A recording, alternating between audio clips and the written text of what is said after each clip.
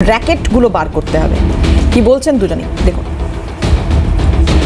Police মানে আবার high court বলছে পুলিশ কেন যাবে না। যখন ব্রাত্য বসু বলছেন না পুলিশ আমি ডাকছি না, ব্রাত্য বসুর উপর হামলা চলছে, বিপজ্জনক হামলা চলছে, তখন কোর্ট বলছে পুলিশের ব্যর্থতা। আবার যখন কোনো অধ্যাপককে উগ্রভাবে ঘেরাও করা হবে সেখানে পুলিশ গেলে বলবে কেন পুলিশ ঢুকছে। এগুলো কোনো কাজের কথা হচ্ছে? পুরের এক শ্রেণীর তারা হতে পারেন মেধাবী, কিন্তু তারা যেভাবে তাদের কুৎসিত রাজনীতি, অরাজকতা, সন্ত্রাস, দেশবিরোধী স্লোগান এগুলো তারা চালাচ্ছেন, কোথাও না কোথাও কাউকে না কাউকে তো ব্যবস্থা নিতে হয়। তাদের অভিভাবকরা কি করছেন বাড়িতে বসে? তাদের অভিভাবকরা কি করছেন যে বাড়ি থেকে বেরিয়ে তারা এখানে আসছে কাশ্মীর মাঙ্গে আজাদি বলতে? বাবা মা দেখতে পাচ্ছেন না? অভিভাবকরা দেখতে পাচ্ছেন না? পুলিশ কেস দিলে তখন রাস্তায় মিছিল হবে। বিচ্ছিন্নতাবাদী রাজনৈতিক একটা বিকৃত মনস্ক দেশ বিরোধী একটা রাজনৈতিক দলের আখড়া ছিল বহুদিন থেকেই। ওরা স্লোগান দিত ভুলতে পারি বাবার নাম ভুলবো না গো ভিয়েতনাম, নিজের বাবার নাম ভুলে যাবে ভিয়েতনাম ভুলবে না, এইসব কথাবার্তা। ওরা ভাবতো বোধ হয় মাউসেতুং জাগতিক ক্রিকেট খেলছে, প্র্যাকটিস করতে হয়েছে। সব যারা করছে, যারা বলছে, আমার মনে হয় এরা মানুষের থেকে এমনি বিচ্ছিন্ন হয়ে যাবে। আর মানুষ কিন্তু এসব পছন্দ করছে। হয়তো দেওয়ার দরকার পড়বে না, দামের ওষুধগুলো বার করলে, প্যাকেটগুলো বার করলে এমনি সব চলে যাবে। এটা কোনো কথা হলো? যাদবপুর তো বহুদিন আগে ওটা ব্যারাকপুর ভবনিত হয়ে গেছে। অরিত্রর কাছে আসবো। অরিত্র, র্যাকেট বার করার কথা বলছেন, কেউ কেউ বলছেন পুলিশ ঢুকেছে, দরকার হলে ঢুকবে, ইত্যাদি ইত্যাদি। তুমি যাদবপুরের প্রাক্তনী হিসেবে মানে এই সমস্যাগুলো ফেস করেছো কি অল্প বিস্তর কখনো? দেখুন, যাদবপুর বিশ্ববিদ্যালয়ে গ্র্যাজুয়েশন থেকে মাস্টার ডিগ্রি পর্যন্ত আমার এই 5-6 বছরের স্বল্প জার্নিতে আমি কখনো পুলিশ ঢুকতে এভাবে দেখিনি। এবং এখানে কুণাল ঘোষের যে বক্তব্যটা আপনারা চালালেন সেখানে তিনি হাইকোর্টকে মিস ইন্টারপ্রেট করছেন। হাইকোর্ট একবারও বলেনি যে ওখানে পুলিশের ওখানে গিয়ে বসে থাকা উচিত। হাইকোর্ট যেটা বলেছে এবং খুব সিগনিফিকেন্টলি যেটা বলেছে সেটা হচ্ছে বাংলাদেশের মতো পরিস্থিতি এখানে যেন তৈরি না হয়। এবং যেহেতু একজন মন্ত্রী যার Y+ ক্যাটাগরি সিকিউরিটি থাকার কথা, যেহেতু তিনি ছিলেন, সেই কারণে মন্ত্রী রিলেটেড নিরাপত্তার ক্ষেত্রে আরও শক্ত হওয়া উচিত ছিল বলে হাইকোর্ট এই একটা মন্তব্য করেছে। ভার্বাল অবজারভেশন দিয়েছে, রিটেনে কোথাও বলা নেই। আপনাকে মাথায় রাখতে হবে, ভার্বালি যা খুশি বলা যায় কোর্টে, কিন্তু যতক্ষণ না পর্যন্ত রিটেন অর্ডারে আসছে তার কোনো ইটস নট বাইন্ডিং। এবার 2014 সালের যে অর্ডার কপিটা আজকে পুলিশ রেফার করছে, সেই অর্ডার কপিতেও কোথাও বলা নেই যে ঢাল তরোয়াল নিয়ে কলকাতা পুলিশকে ঢুকে যেতে হবে। যেটা বলা হয়েছে যে দরকার হলে ইউনিভার্সিটি ক্যাম্পাসের বাইরে পুলিশ পিকেটিং করতে পারে। পিকেটিং শব্দটা উল্লেখিত আছে, কোথাও বলা নেই যে ঢাল তরোয়াল নিয়ে ঢুকে যান। এবার দ্বিতীয় কথাটা হচ্ছে যাদবপুর বিশ্ববিদ্যালয় এখন যে পরিস্থিতিটা তৈরি হয়েছে, যেটাকে অ্যাপারেন্টলি লনেসনেস বলা হচ্ছে কিংবা একটা বিশৃঙ্খলা বলা হচ্ছে। দেখুন, এর অনেকগুলো কারণ রয়েছে। প্রথম কথা হচ্ছে মাল্টিপল পার্টি সিস্টেম। যাদবপুর বিশ্ববিদ্যালয়ের মধ্যে আপনারা বাম বা অতি বাম বলে যে দুটো বড় ক্লাসিফিকেশান করছেন, আমি নিজে বলছি এরকম অসংখ্য ছোট ছোট ফ্র্যাকশানস রয়েছে। এবং এই যত বেশি ছোট ছোট ফ্র্যাকশান হয় এবং ইলেকশন এলে তাদের মধ্যে এই কনফ্লিক্টগুলো তৈরি হয়। এবং ইন্টারেস্টিং ব্যাপারটা হচ্ছে, আপনি যে ইন্দ্রানুজ রায় বলে যে ছেলেটিকে নিয়ে আমাদের মূল আলোচনা, সেই ইন্দ্রানুজ রায় কিন্তু SFI করেন না। সেই ইন্দ্রানুজ রায় RSF বলে একটি অর্গানাইজেশনের সাথে জড়িত, যার নাম রেভলিউশনারি স্টুডেন্টস ফ্রন্ট। আচ্ছা, এই RSF এর ফেসবুক পেজটায় গেলে আপনারা একটা ইন্টারেস্টিং জিনিস দেখতে পাবেন। RSF এর পেজটা তৈরি হয়েছে 3রা নভেম্বর 2010 সালে। এবং RSF এর যে ডেসক্রিপশন সেকশন, সেখানে তারা কি বলছে এটা একটু পড়ে দিই। RSF is a West Bengal based student front that organizes the students in the revolutionary path of Naxalbari movement. It fight against privatization, saffronization of education, against class, caste, religion, nationality and gender-based oppression for a new democratic and scientific education system. এটা হচ্ছে তাদের ঘোষিত Facebook পেজের official পেজের about সেকশনে তারা বলছেই যে নকশালবাড়ি আন্দোলনের থেকে তার অনুপ্রাণিত হয়ে তারা এরকম একটা মুভমেন্ট শুরু করছে, যেটা রেভলিউশনারি মুভমেন্ট। এবার মুশকিলটা হচ্ছে যে এইখানে যাদবপুরে এখন যে রাজনৈতিক ফ্র্যাগমেন্টেশনটা তৈরি হয়েছে তার দুটো অ্যাঙ্গেল আপনাকে অ্যাড করে দিই। প্রথম কথা, এই ওয়েব কুপার মিটিংটাই একটা প্রভোকেটিং মিটিং বলে আমার ব্যক্তিগতভাবে মনে হয়েছে। ওয়েব কুপা একটি বহু পুরনো অর্গানাইজেশন, এর আগেও তার অনেক মিটিং মিছিল হয়েছে। যাদবপুর বিশ্ববিদ্যালয়ে এই এত বড় স্কেলে মিটিং এই প্রথম আমার অন্তত সচেতন অবস্থায় ওয়েব কুপার হচ্ছে। এবার ওয়েব কুপার মিটিংটা হওয়ার আগে ওখানে একটা ইন্টারেস্টিং জিনিস হয়েছে, যেটা আলোচনাটা আপনারা মিস করে যাচ্ছেন। সেটা হচ্ছে মিটিং শুরুর আগে ওখানে একটা সেমিনার হয়েছিল, একটা কনফারেন্স।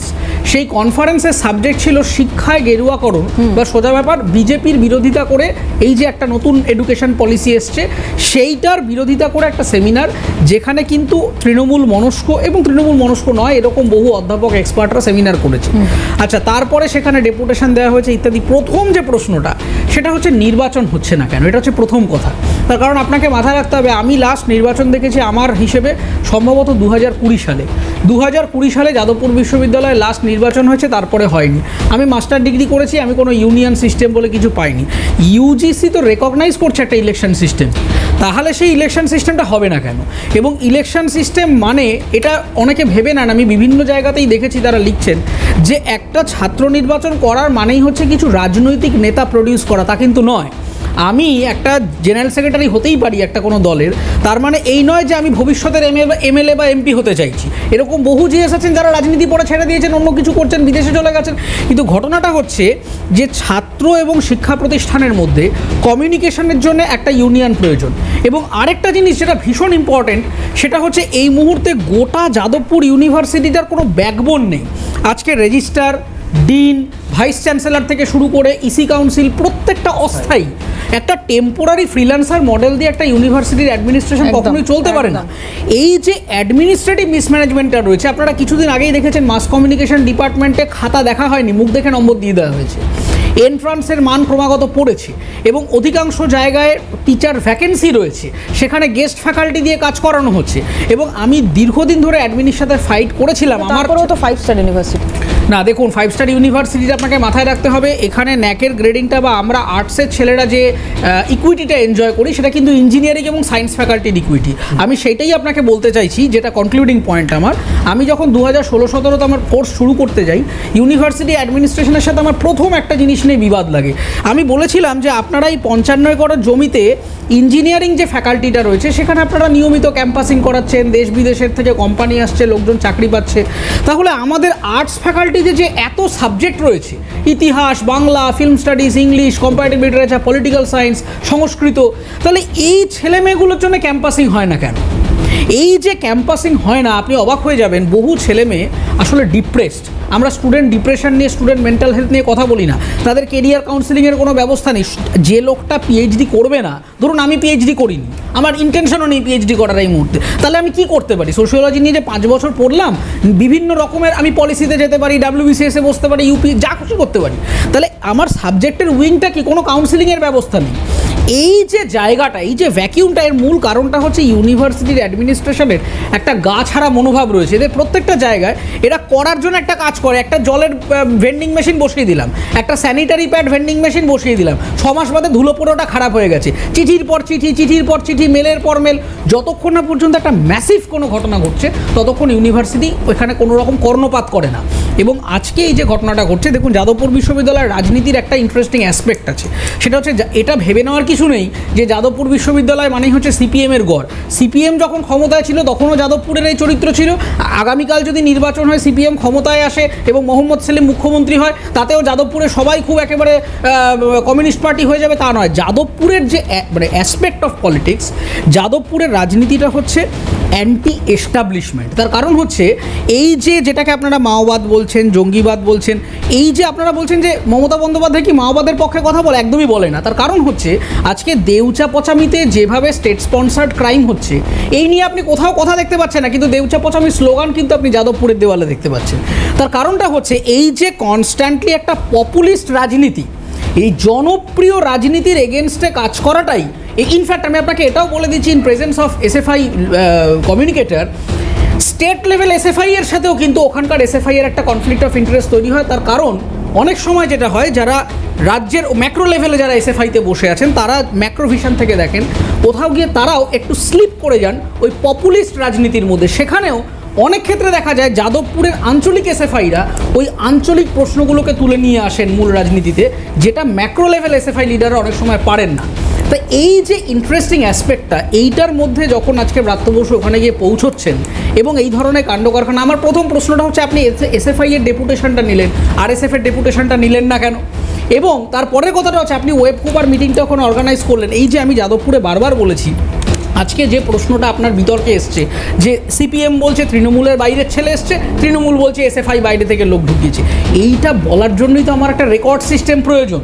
যাদবপুর বিশ্ববিদ্যালয়ের কোনো বুক কিপিং রেকর্ড নেই, কখন কে যাচ্ছে কে আসছে। আমি যখন বলতে গেছিলাম আমাকে বলা হলো আপনি কি জেভেরিয়ান মডেল প্রমোট করছেন? না, করছি না।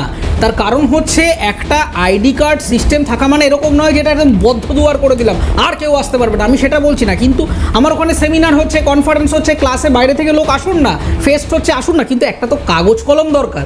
আজকে ধরে নিন আজকে ব্রাত্য বসু না হয় একটা নোন পার্সোনালিটি, তার সাথে যা হয়েছে হয়েছে, মদ্যপ অবস্থায় ধরুন বহিরাগত একজন কেউ ঢুকে পড়ে আমার একজন ছাত্রীকে হেনস্থা করলো, তাহলে আপনি কাকে প্রশ্ন করবেন? কিভাবে, কোন শার্লক হোমসকে ডেকে আপনি তদন্ত করবেন? কারণ কোনো রেকর্ড নেই। এবং এই মুহূর্তে ওম প্রকাশ মিশ্রকে ঘিরে যে ডেপুটেশনগুলো, যে বিপ্লব শুরু হয়েছে ওখানে আমি দেখছি, আমি খবর পাচ্ছি এরা আবার দাবি করছে যে হোস্টেল থেকে সিসিটিভি হটাতে হবে, বিভিন্ন জায়গা থেকে এই সার্ভেলিয়েন্সগুলো হটাতে হবে।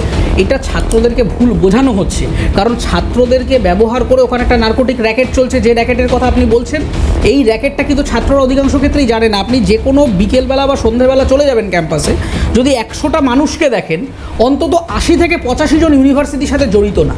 ইউনিভার্সিটির ভিতরের ক্যাম্পাসটাকে শর্টকাট হিসাবে বাইরের লোক ব্যবহার করছে যে এখান দিয়ে তাড়াতাড়ি করে ট্রেনে ওই দিকে চলে যাওয়া যাবে।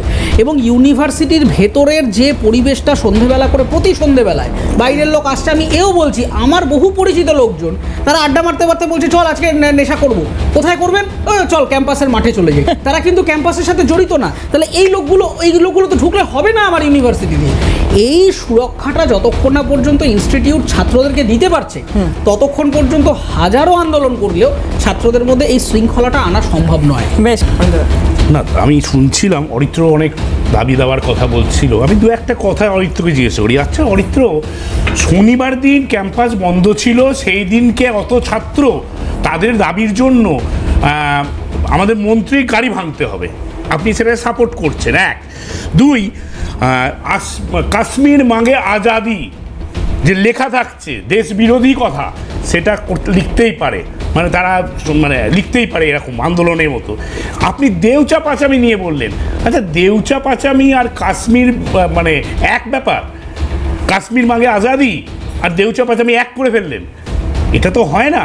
মুদ্রা কথা আমার খুব স্পষ্ট একটা কথা, যাদবপুর ইউনিভার্সিটি যথেষ্ট সুনাম আছে, সেই সুনাম যেন বজায় থাকে। আর যারা যারা এই ধরনের কাজ করছে তাদের অবিলম্বে এটা বন্ধ করতে হবে। বেশ, মনিদা। দেখুন, দুটো বিষয়। এক হচ্ছে টিএমসি কথায় কথায় বলে যে কলকাতা এবং কলকাতার পেরিফেরি সাবআরবান যে এরিয়া আছে সেটা টিএমসি খাস তালু। তাহলে যাদবপুরে আজকে প্রায় ক্ষমতায় এসেছে এরা 15 বছর, তাহলে যাদবপুরের এই অবস্থার কেন পরিবর্তন করতে পারে? এর আগেও পুলিশ ঢুকেছে, আরটিআই রিপ্লাই আছে যে বিসি বলেছে তারপরে পুলিশ ঢুকেছে। জেএনইউ কতটা বদলেছে? হ্যাঁ, জেএনইউ অনেক বদলেছে। দেখুন, এরা একটা পরিকল্পনা মাফিক যে ওই ধরনের ছাত্রগুলোকে ওখানে অ্যাডমিশন দেয় যাদের নিয়ে পরবর্তীকালে আন্দোলন করা যেতে পারে। মনে হচ্ছে অচ্ছুত ওই ছাত্রগুলোকে, যেভাবে না, যে ছাত্রগুলো আমি বলেছি না, 12,000 ছাত্রের মধ্যে 100 জন ছাত্র, আমি কিন্তু 12,000 বলিনি। যেটা অরিত্র বললো একদম ঠিক, ইকুইটিটা পায় সায়েন্স আর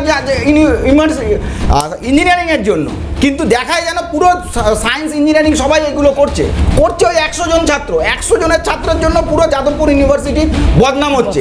শেষে এইটুকু বলতে পারি, টিএমসি পারেনি, তাদের বাধ্যবাধকতা আছে অ্যান্টি বিজেপি ক্যাম্পেইন করাবে বলে। বিজেপি আসলে যেমনভাবে মহারাষ্ট্র, যেমনভাবে মধ্যপ্রদেশ, যেমনভাবে ছত্তিশগড়, যেমনভাবে উড়িষ্যায় এই দেশ বিরোধী লোকগুলোকে সরিয়ে দিয়েছে, যেমনভাবে দিল্লিতে করেছে,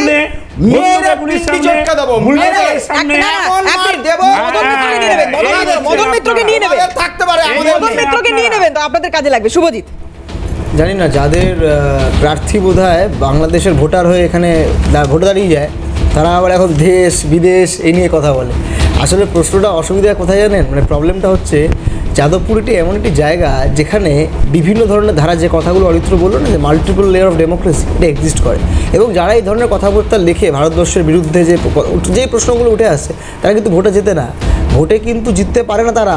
আসলে এটাই তো ডেমোক্রেসি, যে পক্ষেও কথা আছে, বিপক্ষে কথা লেখা আছে, কিন্তু সাধারণ ছাত্রছাত্রী তারা জানে যে কারা দেশের পক্ষে এবং কারা দেশের বিরুদ্ধে। যারা দেশের বিরুদ্ধে তারা ভোটে হেরে যায়, আর যারা দেশের পক্ষে তারা ভোটে জেতে।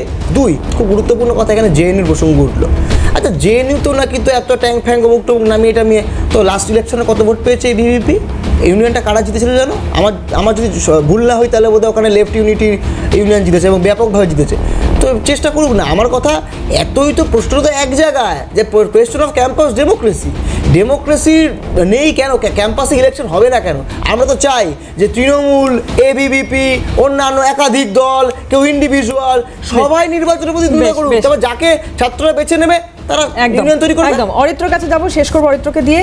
অনিন্দদা যে অভিযোগগুলো করছে, একটু যদি সেটার উত্তর পাই। দেখুন, প্রথম কথা, অনিন্দবাবু মিস ইন্টারপ্রেট করেছেন। আমি একেবারেই মন্ত্রীর গাড়িতে কাজ ভাঙা কিংবা তাকে হ্যাকেল করার সমর্থক নই।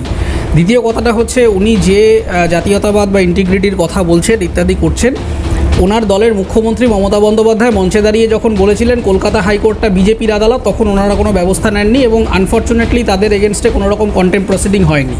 দ্বিতীয় কথা হচ্ছে, ইন্টিগ্রিটি বলে যে শব্দটা আপনারা কথা বলছেন, সেই ইন্টিগ্রিটি শব্দটা অরিজিনাল কনস্টিটিউশনে ছিল না, এটা ইন্দিরা গান্ধীর অ্যাড করা 42nd অ্যামেন্ডমেন্টে, এই নিয়ে বিস্তারিত বিতর্ক আছে।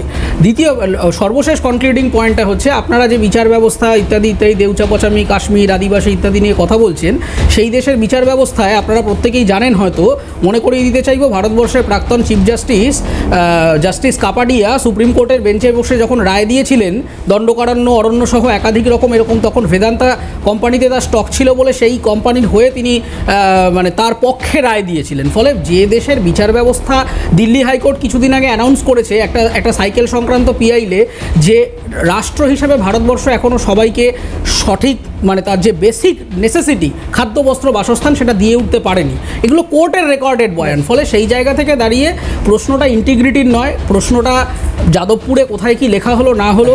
আজকে আমি কনক্লুডিং এটা দিয়েই করব যে সার্জিল ইমাম, যিনি আজকে ইউএপিএ ধারায় গ্রেফতার হয়েছিলেন, তার কিন্তু আজকে চার্জ ফ্রেম হয়েছে এবং ইউএপিএ ধারা দিয়ে যাদবপুরের ছাত্রকে হ্যাকেল করানোর জন্য কলকাতা পুলিশের কাছে একটা মেল পাঠানো হয়েছে। এবং আজকে যে জাতীয়তাবাদের কথা হচ্ছে, গণতন্ত্রের কথা হচ্ছে, এই ইউএপিএর কি অসৎ ব্যবহার করে বছরের পর বছর মামলা শোনা হয় না, ছাত্রকে বন্দি করে রাখা হয়, এইটাও আমরা দিল্লিতে দেখেছি। বেশ, আজকে